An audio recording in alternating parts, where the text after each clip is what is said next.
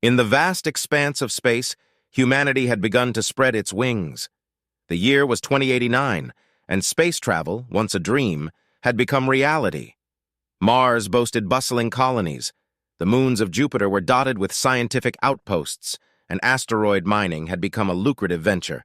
But even as humanity reached further into the cosmos, it was unprepared for what lay beyond the known solar system. On a routine mining expedition in the distant Kuiper Belt, the crew of the SS Horizon made an extraordinary discovery. Amid the icy rocks and debris orbiting the dwarf planet Haumea, they detected an anomaly, an object that defied their instruments' readings. Upon closer inspection, it became clear that this was no ordinary asteroid or comet. It was a ship, massive and unlike anything constructed by human hands. Its surface shimmered with an ethereal glow, and it moved with a grace that seemed to defy the laws of physics. Captain Elias Ward, a seasoned spacefarer, was the first to realize the magnitude of what they had stumbled upon. "This is not from our world," he whispered, his voice barely audible over the comms. The crew, a mix of hardened miners and curious scientists, gathered in the control room, staring in awe at the image of the alien ship displayed on their screens. Attempts to communicate with the vessel were met with silence, but the crew was not afraid. Instead, they felt an inexplicable sense of calm, as if the ship itself was somehow assuring them that there was no danger. Captain Ward decided to send a probe to gather more data, but before it could launch, something incredible happened. A beam of light shot from the alien ship, connecting it to the SS Horizon. The crew braced for impact, but none came. Instead, a voice, calm, serene, and impossibly clear, spoke to them in perfect English. "We come in peace," the voice said. "We have traveled far, seeking allies in this galaxy. Your world is full of potential, but we must warn you, do not harm us. We offer knowledge and friendship, but any aggression will have dire consequences." As the message played, the alien ship began to move. It glided past the SS Horizon and continued its journey toward Earth. The crew watched in stunned silence, realizing that they had just made first contact with an alien species. News of the encounter spread like wildfire. Within hours, Earth's governments were alerted, and the world watched in anxious anticipation as the alien ship approached. Scientists, diplomats, and military leaders convened in emergency meetings, debating how to respond to this unprecedented event. The alien ship entered Earth's orbit and remained there, hovering silently above the planet. Days passed, and still the ship made no further moves. The message it had delivered echoed in the minds of every person on Earth. "We offer knowledge and friendship, but do not harm us." Finally, after a week of tense waiting, the ship descended. It landed in a remote area of the Sahara Desert, far from any populated areas, as if to minimize the threat it posed. A delegation was quickly assembled, a team of scientists, diplomats, and security personnel tasked with making contact with the beings aboard. When the delegation arrived, they were greeted by a sight that took their breath away. The ship's surface rippled like water, and from its depths emerged a group of tall, elegant beings. They were humanoid in shape, but unlike any human. Their skin was translucent, their eyes glowed with a soft inner light, and their movements were graceful, almost ethereal. "We are the Alari," one of them said, speaking without moving its mouth. "We have come to share our knowledge and to learn from you in return. But remember our warning, we seek peace, not conflict." The world was at a crossroads. Humanity had always wondered whether it was alone in the universe. Now that question had been answered, but it brought with it a new challenge. Could humanity truly coexist with a species so advanced, so alien? As the Alari began to interact with humans, the world watched, unsure whether to embrace these new allies or to fear them. The balance of power had shifted, and humanity's future hung in the balance. The Alari's integration into human society was surprisingly smooth. They were peaceful, offering gifts of technology that revolutionized every aspect of life on Earth. Diseases that had plagued humanity for centuries were eradicated within weeks. Renewable energy solutions provided limitless clean power, reversing decades of environmental damage. With their help, famine became a thing of the past, and even the most arid regions of the planet flourished. For many, the Alari were seen as benevolent saviors, their presence a blessing that heralded a new golden age for humanity. Global leaders met with Alari representatives regularly, discussing everything from scientific collaboration to cultural exchange. The Alari seemed genuinely interested in learning about humanity's history, art, and customs. They even began to adopt certain human practices, creating a sense of shared culture that deepened the bond between the two species. However, not everyone was so eager to welcome the Alari. Across the globe, pockets of resistance formed, driven by fear, suspicion, and a deep-seated mistrust of the unknown. These groups questioned the Alari's true intentions, arguing that no species would offer such powerful gifts without expecting something in return. Conspiracy theories spread like wildfire, fueled by the internet and the 24-hour news cycle. Some claimed that the Alari were preparing to colonize Earth, while others believed they were subtly manipulating human minds to control the planet from within. The most vocal of these groups was a faction that called themselves the Purists. They believed that humanity was being seduced by the Alari's promises of peace and prosperity, and that this was just the first step in a grand plan to subjugate Earth. The Purists saw themselves as the last line of defense against alien domination, and their influence grew rapidly, particularly in areas where economic and social unrest had already taken hold. The world teetered on the edge of chaos as tensions between pro-Alari factions and the Purists escalated. Protests erupted in major cities, some in support of the Alari, others demanding their immediate expulsion. Clashes between the two sides became increasingly violent, and the once welcoming atmosphere began to sour. The breaking point came during a historic summit in New York City, where world leaders and Alari representatives gathered to discuss further cooperation.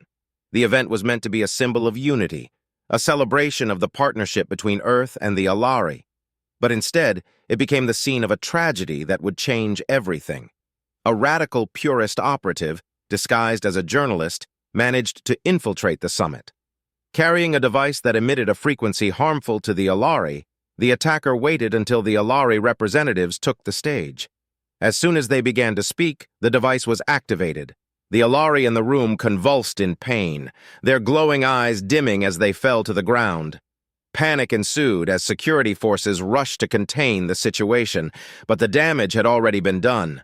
The attacker was quickly subdued, but the repercussions of their actions rippled across the globe. The surviving Alari representatives were immediately evacuated, and the world braced for the worst. Would the Alari retaliate? Had humanity's fear and mistrust just doomed them all? The answer came swiftly. The Alari, now back aboard their ship, transmitted a message that was broadcast across every screen on Earth. Their tone, once warm and welcoming, was now cold and distant. "We warned you," the message said. "This is your final warning. Do not harm us again, or you will face the consequences." The world was plunged into fear and uncertainty. The Alari, who had once been seen as friends, now seemed like an unstoppable force, ready to unleash their wrath on a species that had betrayed their trust. The Purists claimed victory, arguing that they had exposed the Alari's true nature, but most of humanity was terrified of what might happen next. Would the Alari strike back? And if they did, could humanity survive the wrath of a species so powerful? After the attack at the summit, the Alari withdrew from human society entirely. They retreated to their ship, which rose into the upper atmosphere and remained there, a silent sentinel watching over Earth. All attempts at communication were met with silence, and for the first time since their arrival, the Alari seemed distant, almost alien once again. The silence was deafening. Without the Alari's guidance, the technologies they had introduced to Earth began to falter. Diseases that had been cured started to re-emerge, crops began to fail, and the clean energy sources the Alari had provided became unstable. It was as if the world was slipping back into its old troubles, and the hope that had come with the Alari's arrival was fading. In the midst of this uncertainty, the Purists grew bolder. They seized upon the Alari's silence as proof that their suspicions had been correct all along. "The Alari are weakening us," they claimed. "They gave us gifts to make us dependent, and now they're pulling them away to watch us fall." Their rhetoric resonated with those who felt abandoned and afraid. The purists' ranks swelled with new recruits, and they began to stage more frequent and more violent protests. They targeted Alari-friendly institutions, attacking research centers, sabotaging infrastructure, and spreading fear wherever they went. The world was slipping into chaos, and the purists believed they were the only ones who could save it. But as the purists rallied their forces, the Alari finally made their next move. One night, without warning, a fleet of smaller Alari ships descended from their mothership and positioned themselves over major cities around the globe. The ships were sleek and silent, hovering just above the skyline, casting a dim, bluish light over the streets below. The world held its breath, waiting for an attack that never came. The Alari ships made no aggressive moves, but their presence was a constant reminder of the power they held. It was as if they were watching, waiting for humanity to make its next move. This silent war of nerves lasted for weeks. The presence of the Alari ships created an atmosphere of fear and tension, but also of reflection. People began to question whether the purists were right. Had the Alari really come to dominate humanity, or was there still a chance for peace? Then, in a small village in the heart of Africa, something unexpected happened. One of the Alari ships descended and landed in the village square. The villagers, most of whom had never seen an Alari in person, were terrified. They gathered around the ship, unsure of what to do. After a few tense moments, the ship's door opened and an Alari stepped out.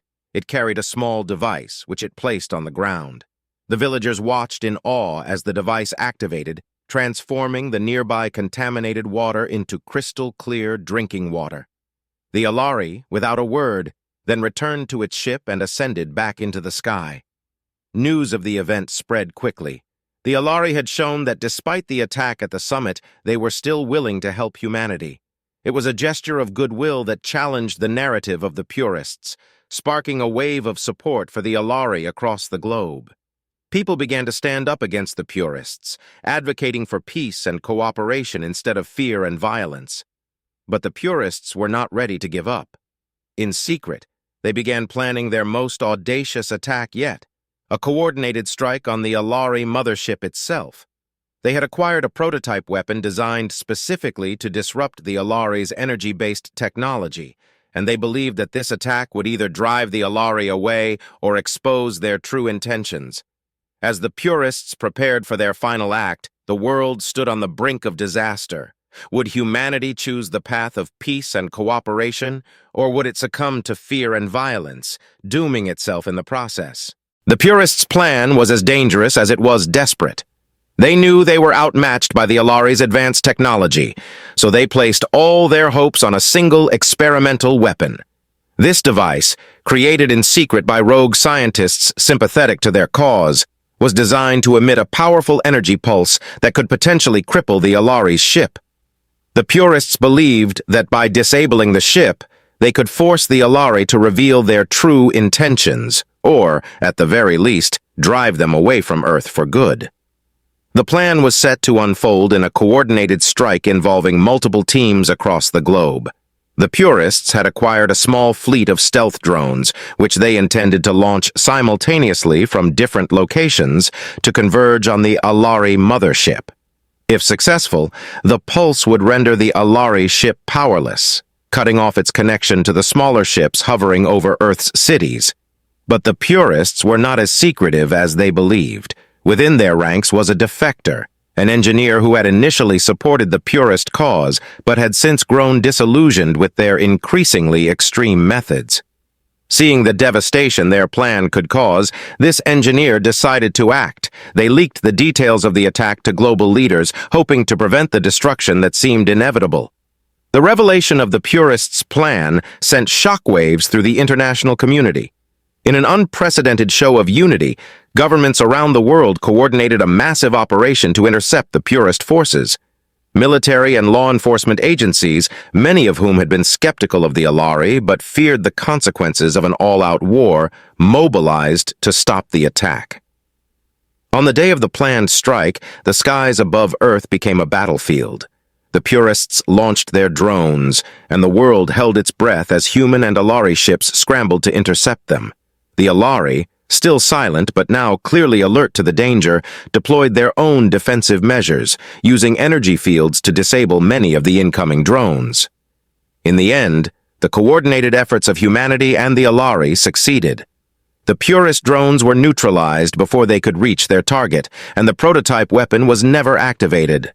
The purists, seeing their plan unravel, were quickly rounded up by international forces. Their leaders were captured, and their movement, once a powerful force, crumbled under the weight of its failure. The world exhaled in relief, but the tension lingered. Would the Alari see this as a final betrayal, or could humanity still salvage the fragile relationship that had been so nearly destroyed? In the aftermath of the failed attack, the Alari leader appeared before the United Nations, addressing the people of Earth in a broadcast that was watched by billions. The Alari's form, as translucent and ethereal as ever, filled the screens with an otherworldly presence. "You have shown us that there is hope for your kind," the Alari leader began, its voice resonating with a calm that belied the gravity of the situation. "Despite the actions of a few, many of you chose peace. We will stay and continue to aid you in your journey. But remember our warning. The choice to coexist is yours. Do not harm us, and we will not harm you. Together we can build a future where both our species thrive." The message was clear. The Alari were willing to forgive, but they would not forget. The fate of the Alliance rested in humanity's hands, and the responsibility to ensure peace was greater than ever.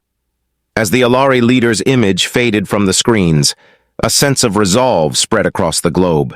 People began to rebuild not just their cities and infrastructures, but their trust in one another and in the Alari.